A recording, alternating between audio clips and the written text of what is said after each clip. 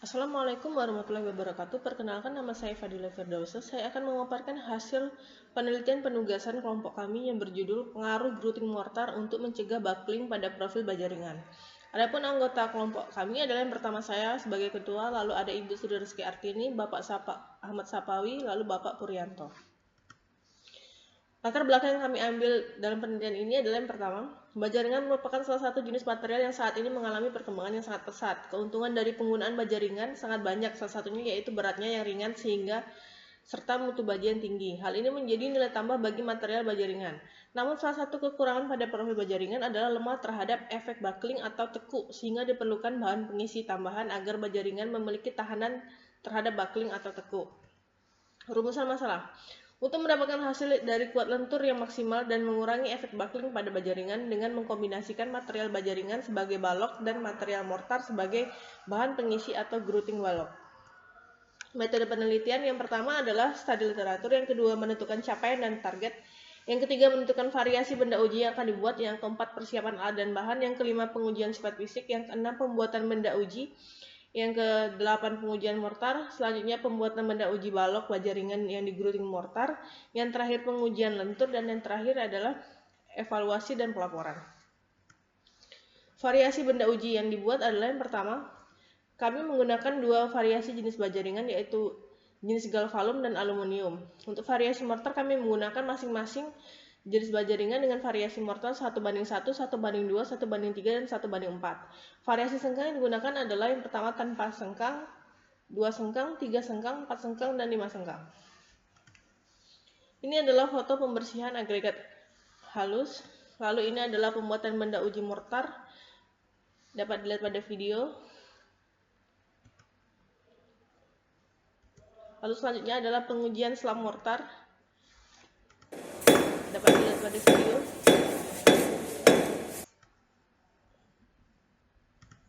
Lalu selanjutnya ini adalah benda uji mortar yang telah dibuat tadi. Ini benda uji 1:1, 1:2, ini 1:3, 1:4. Baik, selanjutnya ini adalah pengukuran material baja ringan. Lalu setelah diukur, selanjutnya adalah pemotongan dan pengelasan sengkang baja ringan.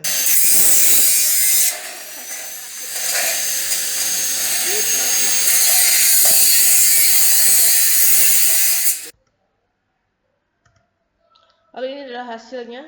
Ini adalah balok baja ringan variasi sengkang dan adukan 1:1. Ini variasi untuk 1:2, 1:3, dan 1:4. Ini adalah material semen dan pasir yang digunakan sebagai pengisi balok baja ringan untuk adukan 1:1. Ini untuk adukan 1:2, 1:3, 1:4. Ini adalah pengisian mortar ke dalam balok baja ringan. Ini adalah hasil pengisiannya. Pengujian mortar dapat dilihat pada gambar berikut. Dan ini adalah hasilnya. Untuk pengujian mortar 1:1 memiliki kuat tekan paling besar dibanding mortar 1:2, 1:3, dan 1:4. Selanjutnya setelah pengujian mortar adalah pengujian lentur balok.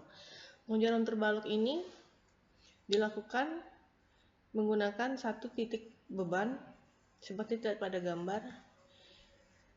Dan dari pengujian lentur ini didapatkan beban maksimal, defleksi, tegangan, dan regangan. Dari hasil uji lentur beban maksimal, untuk beban tahanan paling besar didapatkan pada baja ringan jenis galvalum dengan mortar 1:1 dan 5 sengkang. Untuk defleksi yang paling kecil didapatkan dengan baja jenis galvalum mortar 1:1 dan dengan 5 sengkang. Untuk tegangan paling besar didapatkan di baja ringan galvalum tegangan dengan variasi 5 sengkang dan mortar 1:1. Untuk regangan didapatkan pada baja ringan jenis galvalum dengan mortar 1:1 dan dengan variasi 5 sengkang.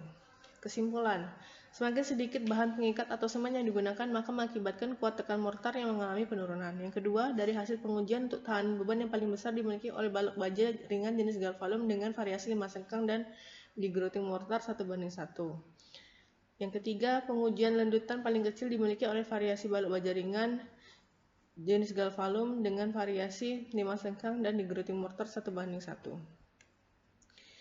Yang keempat, dari hasil pengujian untuk tegangan paling besar dimiliki oleh variasi balok baja ringan jenis galvalum dengan variasi 5 sengkang yang digeruti mortar 1:1.